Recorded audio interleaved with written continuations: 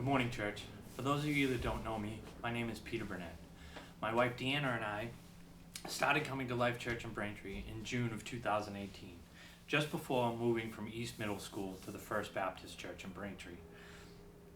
Deanna grew up going to church there and was baptized at First Baptist. In the year that Life was there, I too would be baptized in the same baptismal as my wife.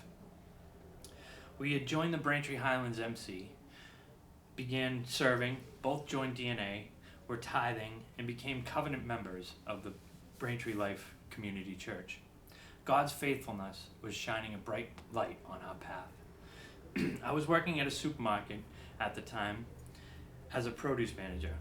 I volunteered to be on a setup team on Sunday mornings.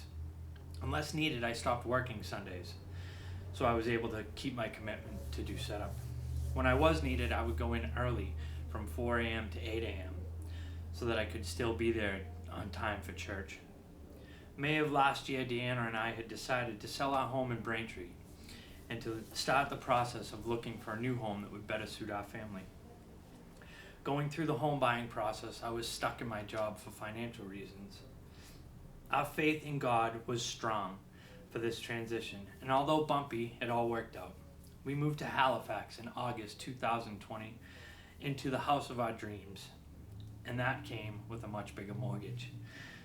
Just a few weeks after our move, I was approached by the store manager and told I was going to be required to work most Sunday mornings.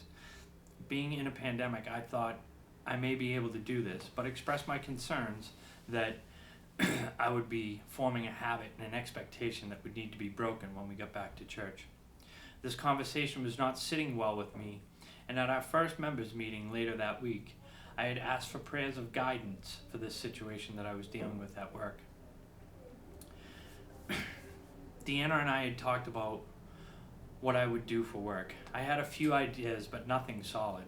We prayed on it, and although we knew it would put a ton of financial pressure on her, ultimately we believed that God is faithful and would provide. God is where we chose to place our trust. So we sat together and wrote up my letter of resignation, which I'd like to read to you now.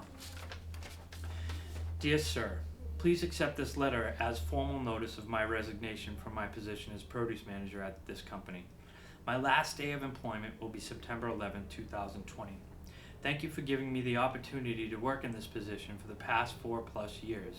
After our discussion on August 27th, where it was made clear I would be required to work most Sundays, I am left to make a choice between my identity in Christ and this company. My values and beliefs are rooted in my faith. I have sustained a level of commitment on Sundays that I have been fulfilling for the past 2 years with my church. I am not willing to sacrifice my commitment to my church for this company. I have decided it is time for me to move on in a different career which allows me to continue my religious freedoms. I would like to do anything I can to help with the transition, including wrapping up my responsibilities and training other team members. Thank you again for the opportunity, and I wish you and this company all the best in the future. Since then, I have a new job. Although it's slow at times, God is faithful. Even in those slow weeks, I still make as much as I was making before.